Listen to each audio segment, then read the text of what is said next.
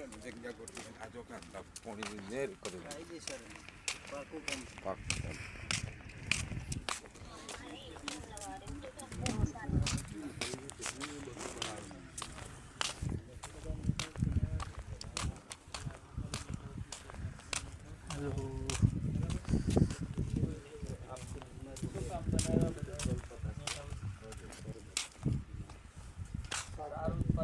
Phone કરો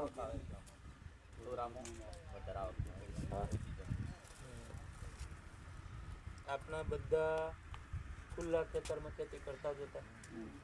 એની સાથે સાથે હવે નેટ હાઉસ અને પોલી હાઉસ બનાવવા માંડ્યા. એની પાછળનો ઉદ્દેશ છે એટલે કે આપણી ઇન્કમ વધે. બરાબર, બધાને અત્યારે એ જ જોઈએ ને, એના માટે જ આપણે તડામાર મહેનત કરીએ છીએ. બરાબર, એટલે આપણું ઇન્કમ કેમ વધે એના માટે આપણે ખેતીવાડી કે બાગાયતમાં નવી ટેકનોલોજીનો ઉપયોગ કરીએ. બરાબર, નવી ટેકનોલોજી ઘણી બધી છે. એમાં તમે અપનાવી છે રક્ષિત ખેતી. બરાબર, રક્ષિત ખેતીમાં ઘણા બધા સ્ટ્રક્ચર આવે છે. આવા રક્ષિત માળખા ઘણા બધા પ્રકારના આવે છે. તમે એમાંથી જે બનાવ્યો છે net house, shed net house, shed net house, shed net house આવે છે. ઇન્સેક્ટ પ્રૂફ નેટ હાઉસ આવે છે. NVPH naturally ventilated poly house છે. Fan and pad poly house આવે, પોલી ટનલ આવે, હાઈટેક ગ્રીન હાઉસ આવે. બરાબર, એવા ઘણા બધા જાતના અલગ અલગ પ્રકારના રક્ષિત માળખા આવે છે. બરાબર, એમાં ખેતી કરવા થોડાક ખુલ્લા ખેતર અને આમાં બેમાં થોડોક અંતર છે. આપણે એમને જે બાજુમાં ડાંગર વાવીને આપણે ડાંગર વાવી દઈએ, ઘઉં વાવ્યા તો આપણે ઘઉં વાવી દઈએ, એવું નહીં. આમાં આપણે એવો પાક કરવાનો જેનાથી આપણે ઇન્કમ વધારે મળે. આ બનાવવા પાછળના ઉદ્દેશ્ય શું હોઈ શકે? કોઈ કહેશે મને? શું કરવા બનાવ્યા તમે પોલી હાઉસ? બધા નેટ હાઉસ કર્યા, એનો પાછળનો મકસદ શું છે, ઉદ્દેશ્ય? કે એમને અમે કીધું તમે બનાવી દીધા એવું જ નથી થયું ને? સબસિડી મળે છે એટલે બનાવી લઈએ એવું છે? બોલો બોલો બોલો, શું કરવા બનાવ્યા? ખેતી લેવા માટે બનાવી પોલી હાઉસ અને નેટ હાઉસ અથવા રક્ષિત ખેતી કરવા પાછળનો મેઇન ઓબ્જેક્ટિવ એટલે કે મુખ્ય ઉદ્દેશ્ય ઓફ સિઝન પ્રોડક્શન એટલે કે બિન સિઝન ઉત્પાદન. બરાબર, સૌથી મેઇન જે એનો બનાવવા પાછળનું કારણ છે ને એ બિન સિઝન ઉત્પાદન છે. બિન સિઝન ઉત્પાદન એટલે સમજો બધા કાકા પાછળ સમજો, જે વસ્તુ માર્કેટમાં આઉટ સિઝનમાં તમે તૈયાર કરીને પહોંચાડો એના ભાવ તમને ડબલ મળે. એટલે એ ડબલ ભાવ અથવા ડબલ ઇન્કમ લેવા માટે આપણા આ બધા રક્ષિત માળખા ઊભા કર્યા છે. બરાબર, બીજું કારણ? બીજું તો બોલો હરેશભાઈ. એક તો થઈ ગયો બિન સિઝન ઉત્પાદન. એ સિવાય રોગ જીવાતથી આપણે આપણા પાકને બચાવી શકીએ. બરાબર, કેમ કે ચારે બાજુથી નેટ અને પ્લાસ્ટિકથી આપણે એના આપણા પાકને રક્ષણ આપીએ છીએ.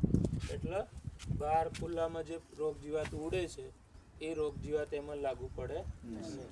બરાબર, પછી દવાના ખર્ચાથી બધા ઓછા થઈ જાય, ખર્ચો ઓછો કરી દેવાનો, દવા એનો ખર્ચો ઓછો થઈ જાય. બરાબર, એ સિવાય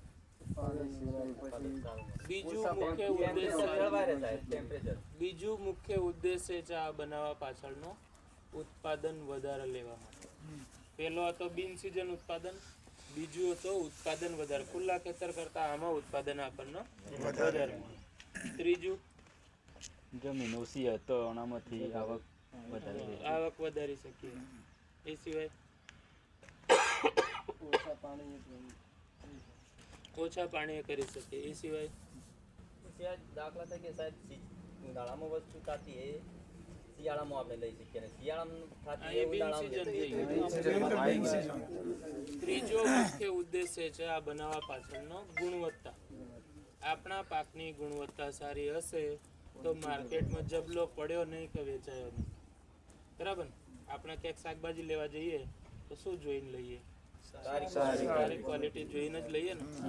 એ સારી ક્વોલિટી તમે માર્કેટમાં મૂકશો એટલે જે લોકલ વ્યાપારી છે એ APMCમાંથી તરત તમારો માલ ઉપાડી લેશે. બરાબર, અને ભાવ પણ સારો મળશે. ક્વોલિટી હશે તો જ ભાવ મળશે. બરાબર, એટલે બિન સિઝન ઉત્પાદન, વધારે ઉત્પાદન, સારી ક્વોલિટી એટલે કે ઉચ્ચ ગુણવત્તાવાળું ઉત્પાદન, રોગ જીવાત મુક્ત ઉત્પાદન, એ બધા જ પરિબળો અથવા બધા જ એના ઉદ્દેશ્યો છે આ બધા પોલી હાઉસ નેટ હાઉસ બનાવવા પાછળ. બરાબર. હવે પાછળ કેમ પડે છે ખેડૂતો? કેમ કે શરૂઆતી ખર્ચો બહુ વધારે, ઇન્વેસ્ટમેન્ટ જે કરી પાક વિશે તમને ખબર હોવી જોઈએ. બરાબર. એટલે તમે નેટ હાઉસ બનાવ્યો છે, પણ હવે તમારે એમાં શું લેવાનું છે એની ઉપર તમારે ધ્યાન આપવું પડશે. આ સાહેબ કે એ સાહેબ તો જે લખેલો હશે અથવા તે જે અનુભવ કરેલો છે એ કહેશે, પણ તમારી પાસે બધા પાસે મોબાઈલ છે મોટા મોટા, તમે એમાં લખો પોલી હાઉસમાં શું વાવી શકીએ, સાબરકાંઠામાં શું વાવી શકીએ અથવા ઉત્તર ગુજરાતમાં શું વાવી શકીએ, એ તમને બતાવશે. એનાથી ધીમે ધીમે તમારો અનુભવ વધશે. એવું નથી કે નેટ હાઉસ બનાવ્યો એટલે એમાં તમારે ખીરા કાકડી કે કલર કેપ્સિકમ જ કરવાના, તમે દાણા પણ લગાવી શકો છો. શરત એટલી જ છે કે એવા સિઝનમાં લગાવવાના કે દાણાના ભાવ તમને 200-300 રૂપિયા કિલો મળે. બરાબર. તમે દાણા લગાવી શકો. નેટ હાઉસ ના નહીં પાડવાનો તો આ સાહેબ ના નહીં પાડવાના તમને, તો કેમ તમે આ 10 લાખનો નેટ હાઉસ બનાવ્યો અને એમાં દાણા વાવ્યા? આપણો છેલ્લો મકસદ શું છે? પૈસા વધારે મળવા જોઈએ. તો નેટ હાઉસમાં તમે દાણા વાવો અને ઉનાળામાં દાણા તમારા 200-300 રૂપિયા કિલો વેચાતા હોય તો દાણા લગાવો, તમે મેથી લગાવો તમે. બરાબર. પૈસા વધારે મળવા જોઈએ. આપણો નેટ હાઉસ જલ્દી ફ્રી થવું જોઈએ. બરાબર. આપણે જે પૈસા કાઢ્યા છે એ જલ્દી આપણને પાછા મળવા જોઈએ, એ આપણો મુખ્ય ઉદ્દેશ્ય હોવો જોઈએ. બરાબર. હવે શું શું કરી શકો છો તમે એમાં એ તો મૂકી કીધું તમને. આપનો આ વિસ્તારમાં કહું તો ખીરા કાકડી સૌથી સારામાં સારો પાક. બરાબર. ખીરા કાકડી તમે લગાવો, સિઝન તમે 3 લઈ શકો છો વર્ષમાં. 3 મહિનાનું સિઝન હોય તો 3 સિઝન તમે એક વર્ષમાં લઈ શકો. વેચવામાં પણ કોઈ તકલીફ નહીં પડતી અને તમારે શું કહેવાય બીજી કોઈ મહેનત બહુ વધારે થતી નહીં ખીરા કાકડીમાં, એટલે તમને સારું રહેશે. બરાબર. એટલે આપણે ખીરા કાકડીનો પાક જોઈએ. ખીરા કાકડી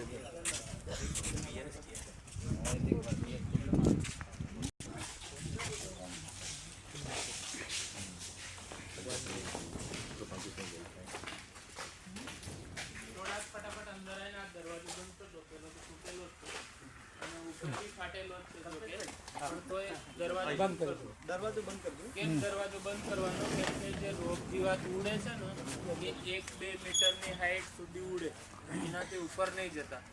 એટલે દરવાજો ખુલ્લો રહે તો એમાંથી આવી શકે છે. આ બાજુ આવી જાઓ સાહેબ છે, આ બાજુ આવી જાઓ. નજીક. અને આમ ફરી જાઓ. સાહેબ બાજુ ધ્યાન રાખો બધા. જો આ ખીરા કાકડી છે, PS 64 એની જાત છે ખીરા કાકડીની, સેમિનિસ કંપની છે. બરાબર. લગભગ તમને 6000 રૂપિયાનો 1000 બી મળે આ વેરાયટીના, આ જાતના. બરાબર. રિઝવાન લાયા છે એ લગભગ 9500. હા, એ તમે પેલી મલ્ટી સ્ટાર અને એ બધી લેવા છીએ. એ રિજવાન બી સારામાં સારી જાત હોય છે, કંપની સારી છે રિજવાન, અને એની વેરાયટી પણ બહુ સારી છે. પણ એના કરતાં તમારે સસ્તું બિયારણ લેવું હોય તો ઘણી બધી કંપની વેચે જ છે. બરાબર. અમે વાવીએ છીએ રિજવાન, નહીં વાવતા એવું નથી, પણ અમે ખીરા કાકડી મેક્ઝિમમ સેમિનિસ કંપનીની આ PS 64 છે, નામદારી કંપનીની KUK 9 આવે છે, NS 9. બરાબર. પછી કાપકા આવે સિજન્ટાની. સિજન્ટાની પછી તમારે વધારે હાઈમાં લેવી હોય તો બ્રિટની કરીને આવે છે, એ પણ સારામાં સારી જાત છે. એટલે જાત આપણા પછી એટલે એમાં પરાગને જે કહેવાય ને પોલિનેશન એની જરૂર પડતી નથી, ડાયરેક્ટ કાકડી સેટ થઈ જાય. બરાબર. પણ તમે પછી એવા પાક વાવી દો કે જેમાં ક્રોસ પોલિનેશન થાય, એટલે કે પર પરાગણ એવું થાય, તો પછી આમાં ખાલી છોડ દેખાશે તમને, ફૂલ આવશે પણ ફળ બેસશે નહીં. એટલે પાક પસંદગી પહેલાં તમારે એ વસ્તુનું ખાસ ધ્યાન રાખવાનું કે આમાં ગલકા, તુરિયા, દૂધી, કારેલા વાવવા નહીં, નહીંતર છોડ રહેશે, ફૂલ આવશે પણ કારેલા બેસશે નહીં. બરાબર. એટલે કયો પાક વાવવાનો, એ પાકની શું ફળ બેસવાની શરતો છે એ તમારે જોવાય. 3 પ્રકારના આવે છે. હવે મને ગુજરાતી તો નહીં આવડે એનો, પણ સેલ્ફ પોલિનેટેડ, ક્રોસ પોલિનેટેડ અને ઓપન ક્રોસ પોલિનેટેડ એવા 3 આવે છે. એ 3માંથી સેલ્ફ વાળા હોય એ આપણે લગાવવાના અથવા પાર્ટીનું પાર્ટી જાતે થઈ જાય ને પોલિનેશન એવા લગાવવાના. જેને રજ ના લાગે ફૂલને. તમે તરબૂચ પેટી પણ લગાવી શકો છો, પણ શરત એટલી જ છે કે તમારે પછી આ ફૂલ તોડી અને પોલિનેશન કરાવવું પડશે. તો ટેટી બેસશે. બરાબર? કપાસને કરો ને તમે એ રીતે કરાવવું પડે, ક્રોસિંગ કરાવવું પડે. જો તમે નહીં કરાવો તો બેસશે નહીં. બરાબર? એટલે પાક પસંદગી કરતા પહેલા તમારે એ વસ્તુનું ધ્યાન રાખવું. આ કીરા કાકડી છે જો બેડ સિસ્ટમમાં લગાવી છે અમે, લગભગ એમાં 10 બેડ છે, 5 આ બાજુ 5 પેલી બાજુ, 5 ગુઠાનો આ સ્ટ્રક્ચર છે, 500 ચોરસ મીટર. બરાબર? 1500 જેવા છોડ આમાં છે અત્યારે. અને છોડ તમે જોઈ શકો છો, કોઈ રોગ જીવાત દેખાય તમને? બરાબર? એકદમ કમ્પ્લીટ છોડ છે, તંદુરસ્ત હેલ્ધી છોડ. કીરા કાકડીની એક જ શરત છે, તમે લગાવો કોઈ વાંધો નહીં, એમાં તમારે ખાતરમાં ચૂકવાનું નહીં. બરાબર? ભાઈ ધ્યાન રાખો, હવે અત્યારે ફૂટા ના પડે. ખાતર છે ને દિવસે પાછી ઉતારે, એટલે એ ઝેર જે આપણે નાખ્યો છે એ આગળ ચાલશે. એટલે આપણે શું કરવાનું, આ કાકડી થોડીક આવી થાય ને, ફૂલ ખીલી જાય અને સેટ થઈ જાય કાકડી, પછી એને ડાળીને આગળથી કાપી દેવાનું. અત્યારે નહીં કાપવાનું. અત્યારે કાપશું તો આને પણ નુકસાન થઈ શકે. બરાબર? એટલે કટિંગ કઈ રીતે કરવાની ને એ બહુ અગત્યનો છે. તમે એક ડાળી ચલવો તો એક જ ચાલવા દેવાની, 2 ચલવો તો 2 ચાલવા દેવાની. પણ એ જે ડાળી કાપો છો એમાં પણ ફળ લાગશે અને એ ફળ આપણે લેવાનું. એ ખાલી ડાળી કાપીને ફળ સાથે નહીં કાપી દેવાનું. બરાબર? તો આપણે ઉત્પાદન વધારે મળશે આપણને. પછી એને દર તમે આવી દોરી વાપરો અથવા બીજી દોરી સૂતળી વાપરો, એને આ રીતે દર અઠવાડિયે ચડાવવાનું. દર અઠવાડિયે કટિંગ પણ કરવાની. અને વેલ જે ફળ આવે ને આનો કાકડી, એમાં 95% પાણી હોય, એટલે પાણીની જરૂર વધારે પડે. પાણી એને જોઈએ એટલું હાલવાનું. પણ પછી એવું નહીં કે પાણીની જરૂર વધારે છે એટલે વાલ ચાલુ કર્યો, સવારે અને સાંજે બંધ કર્યો. તમે અહીંયા જોઈ લો, બેડ નીચે પાણી ઉતરે છે, ખુલ્લું જ રાખવાનું. પાણીથી જ આપણો પાક બગડશે. સૌથી વધારે રોગ જીવાત પાણી વધારે આપો ને એનાથી જ આવે. એટલે પાણી આપણે માપનું નાખવાનું, પણ છોડનો અછત નહીં રહેવી. બરાબર? જરૂરિયાત પૂરતો કે મારા છોડ હવે 1 મહિનાનો થવા આવ્યો એટલે મારે 20 મિનિટ ડ્રીપ ચલાવવાની છે અથવા તો 15 મિનિટ ચલાવવાની છે, એટલા મિનિટ જ ચાલવી જોઈએ 1.5 kgના પ્રેશર ઉપર. બરાબર? પછી તમારે પ્રેશર જ ના હોય, તમે 20 મિનિટ કીધું એટલે 20 મિનિટ ડ્રીપ ચલાવી, પણ અહીંયા પાણી એટલે 1.5 kgનો પ્રેશર. સાહેબ પાણી કેટલા દિવસે આપવાનું કાકડી? ડેલી. અત્યારે આ પાક છે જો અમે લગભગ 10 થી 15 મિનિટ જ ડ્રીપ ચલાવીએ છીએ. બરાબર? એક જ વાર. ત્યાં અંતર કેટલું છે છોડથી છોડનું? છોડથી છોડ 1 ફૂટ જ છે. ડ્રીપરે છોડ લગાવેલા છે. જ્યાં ટપક પાણી પડે ત્યાં જ છોડ મેકેલું છે. એમ નહીં, એ તો ડિસ્ટન્સ 30 સેન્ટીમીટર. 2 ડ્રીપર વચ્ચેનો ડિસ્ટન્સ છે 30 સેન્ટીમીટર, એટલે 1 ફૂટ. એટલે 1 ફૂટનું અંતર છે 2 છોડ વચ્ચે. અને આ બેડ છે એ 80 સેન્ટીમીટરનો બેડ છે. એમાં 2 લાઈન છે. આ વચ્ચે જે જગ્યા છે 70-80 સેન્ટીમીટરની છે. ત્યાં નર્સરી સાહેબ, નર્સરીના અંદર આપ મલ્ચિંગ નહીં લગાવ્યું તો એનું કારણ આ મલ્ચિંગ લગાવવું પડે ન લો. મલ્ચિંગ લગાવો તો સારું તમે, પણ હવે કે ઉનાળો આવશે એટલે ઉનાળામાં પછી મલ્ચિંગ તકલીફ પડે. ગરમી આ પાક સૌથી વધારે સેન્સિટિવ છે. હું તમને કીધું, ભેજ અને તાપમાન 2 વસ્તુ જ્યારે ભેગા થશે એટલે આ પાકને ગરબડ થશે. સૌથી વધારે ફૂગ આવશે. હું 3 મહિનાનો કહું છું તમને, પણ આ 2 મહિનામાં જ પૂરું થઈ જશે. 60-70 દિવસમાં આ પાક પૂરું થઈ જાય.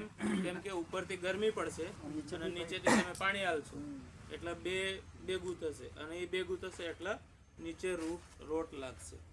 અને આ છોડ કેટલા દિવસના છે સાહેબ? દિવસે ફૂલ આવવાનું ચાલુ થઈ જાય છે. 50 દિવસ પહેલા તમારે હાર્વેસ્ટિંગ થઈ જાય. જો સારી રીતે એનો વિકાસ થયો હોય, સારી રીતે ખાતર પાણી થયો હોય તો. બરાબર? સાઈઝ છે એટલે માર્કેટમાં તમારે વેચવી હોય તો આ સાઈઝ અથવા તો આનાથી થોડીક જાડી, થોડીક ઓર જાડી. આમાં કેવું છે, જાડી જેટલી થશે એટલો આપણને વજનમાં ફાયદો થશે. પણ એટલી જાડી પણ નહીં થવી જોઈએ કે 2 નંબરમાં લઈ લે પેલો ભાઈ. ફૂલ લાગેલું જોવું જોઈએ. ના એવું કશું જ નહીં, એ તો નહીં છૂટે, ત્યાં આ નહીં છૂટે, ફૂલ એ ફૂલ ચોટેલો જ રહેશે. બરાબર, ફૂલ ચોટેલો જ રહેશે. તમારે ઉતારતા પહેલા આ દંડી રાખવાની, થોડીક આ થોડીક ઓછી છે, આટલી જ દંડી રાખવાની. તમે અહીંથી તોડી દેશો ને એટલે અહીંથી પાણી નીકળશે, એકબીજાને અડશે એટલે ખરાબ કરશે. એટલે આટલી દંડી રાખવાની તમારે, એટલે નાખુન ત્યાં આમ તોડવાની. બરાબર, આટલી જ રાખવાની, તો શું આ ખરાબ જલ્દી નહીં થાય. બરાબર. અને એકદમ કૂણું ફ્રૂટ હોય છે, તમે થોડોક બી કેરેટમાં પછાડો એટલે સ્ક્રેચ આવી જશે. જેમ સ્ક્રેચ આવશે ને એટલે તમારે માર્કેટ સુધી પહોંચતા થોડોક ખરાબ થઈ જશે. એટલે પેલો જોશે ને જબલામાં એટલે તરત 2 રૂપિયા 3 રૂપિયા ઘટાડી દે. એટલે કેરેટમાં આપણે દૂધી કેમ ઉતારીએ છીએ, કેરેટમાં કંઈક કાપડ મૂકીએ અને પછી એમાં નાખીએ છીએ તો સ્ક્રેચ ના આવે, ઘસારો નહીં આવવો જોઈએ. આની શાઇનિંગ બરાબર, જે કેવી શાઇનિંગ છે એવી ને એવી માર્કેટ સુધી રહેવી જોઈએ, તો આપણને બજાર ભાવ સારો. અને સાહેબ કટિંગ કરતા કદાચ વેલાનું તો નુકસાન થઈ શકે ના થાય, નાખૂનથી જ તોડવાનું. આ નાખૂન છે ને એના નખથી નખ દબાવો એટલે પછી આમ ખેંચવાનું નહીં, નકર વેલાનું ખેંચવાનું નહીં, નહીતર પેલું નાજુક જાય. બરાબર. સાહેબ એક છોડનું ઉત્પાદન કેટલું મળે? એક છોડ વેરાયટી ઉપર છે. જો એમાં કેટલા પરિબળ કામ કરે. હું તમને એમ કહી દઉં તો 6 કિલો 7 કિલો ઉતરે, પણ એ ક્યારે ઉતરે? જ્યારે તમે એક તો બેસ્ટ વેરાયટી લીધી હોય, સિઝન એનો જે હોય એમાં લગાવી હોય, સિઝન સિવાય તમે એમાં ખાતર અને પાણીનું જે વ્યવસ્થાપન છે એ બરાબર રેગ્યુલર કર્યો હોય, તો એમાં તમારે 6-7 કિલો ઉતરે. બરાબર. હવે 6-7 કિલો હું કહું તમને, તમારે 1500 છોડ છે, હવે તમે કરી લો 5 કિલો બી ગણો તો એ 6-7 કિલો થઈ ગઈ, 6-7 કિલો થઈ ગઈ, 7-7.5 ટન થઈ આમાંથી. પણ એટલી નહીં ઉતરતી. કંપની ભલે કે તમારે 5-6 કિલો તમે એક છોડ ઉપરથી ઉતારી શકો, પણ એ ક્યારે ઉતારી શકો? જ્યારે હું કીધું વેરાયટી, ખાતર, પાણી અને સિઝન, એટલું બધું એકદમ પરફેક્ટ હોય. આના બિલકુલ આ એમ નહીં કહેવું જોઈએ કે મને ભૂખ લાગી છે તો આપશે, અને રોગ જીવાત નહીં નડવા જોઈએ. બરાબર. પછી 3 મહિનાનું હું કહું છું, 1.5 મહિના વિકાસમાં લઈને 1.5 મહિના ઉત્પાદન આલે, 3 મહિનાનો પાક છે. પછી તમારે 80 દિવસે જ પૂરું થઈ ગયો તો છેલ્લા 10 દિવસ જે ઉત્પાદનના હતા એ ઘટે, વિકાસના નહીં ઘટે, ઉત્પાદનના ઘટ્યા છે. છેલ્લા દિવસ એ જ ઘટશે. એટલે એ છેલ્લા દિવસોમાં તમારે આની બહુ કેર કરવી પડશે તો આપશે, બાકી નહીં આપે. આમાંથી અમે 4-5 ટન સુધી ઉતારી શકીએ છીએ આ 5 ગુઠામાંથી. 4-5 ટન. એટલે તમે 1 એકરનો પોલી હાઉસ હોય કે નેટ હાઉસ હોય તો તમે 40 ટન 50 ટન 60 ટન સુધી કાકડી ઉતારી શકો. પણ પોલી હાઉસ નેટ હાઉસમાં બીજો કારણ બનાવવા પાછળનું હું તમને કીધું તો વધારે ઉત્પાદન ઉદ્દેશ્ય કીધો તો. વધારે ઉત્પાદન ક્યારે આવશે? જ્યારે નંબર ઓફ છોડ, આ છોડની સંખ્યા વધારે હશે. આની અંદર 1200-1300 કિલો કાકડી ઉતારીએ છીએ. ખુલ્લા ખેતર છે, પેલી બાજુ 1000 સ્ક્વેર મીટરનો છે. આમાંથી હવે ચાલુ થશે. આ 3 સ્ટ્રક્ચર છે આ બાજુ, એમાંથી હજી ચાલુ ઓછી થઈ છે. 5-10 કિલો 5-10 કિલો ઉતરે. શરૂઆત છે ને એટલે વધશે ધીમે ધીમે. સાહેબ પ્લાન્ટેશન કર્યા બાદ કેટલા દિવસે ઊંઘ્યા પછી છોડને ખાતર કેટલા દિવસે આપવાનું? ખાતર 2-3 દિવસ પછી ચાલુ કરી દેવાનું. નાઇટ્રોજન અને ફોસ્ફોરસ 2 પ્રકારના 5 ખાતર. દિવસ સુધી તો જર્મિનેશન થાય છે. 5 દિવસ સુધી ના, છોડ લગાવ્યા પછી ની કહું છું. છોડ લગાવ્યા પછી. છોડ બી વાવો તો વસ્તુ અલગ છે. ના બી વાય તો 10-12 દિવસ પછી જ 4-5 દિવસે તો અત્યારે શિયાળો છે ને એટલે 4-5 દિવસ તો ઉગવામાં જ જાય. પછી ઉગશે એનો ત્રીજો પાનો ચાલુ થાય પછી ખાતર ચડાવવાનું ચાલુ કરો. ये सीड सोइंग है या फिर ट्रांसप्लांटेड है? ટ્રાન્સપ્લાન્ટિંગ. એટલે સમય એટલો બચી જાય ને. ટ્રાન્સપ્લાન્ટિંગ કરો તમે તો જ તમને ફાયદો રહેશે. બાકી સીડ સોઈંગમાં કેવું થાય કે ગેપ બહુ પડે. ગેપ પડે અને સાહેબ સમય એટલો 20 દિવસ પછી વાટ જોવાની સાહેબ. એટલે આપણે ટ્રાન્સપ્લાન્ટિંગ કરો તો સારું. આપણે હવે જે બાજુમાં જે જગ્યાઓ છે જ આપણે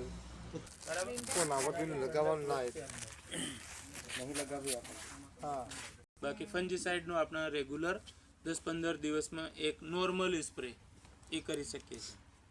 પંપથી કરતા શું પંપ. ये फोगर्स जो लगे हुए फोगर समर में काम लगेंगे अपने को। तो टेम्परेचर जब ज़्यादा हो जाएगा तो use तब फोगर को यूज़ कर सकते हैं अपन। पर फोगर का पानी नीचे यहाँ तक नहीं आना चाहिए।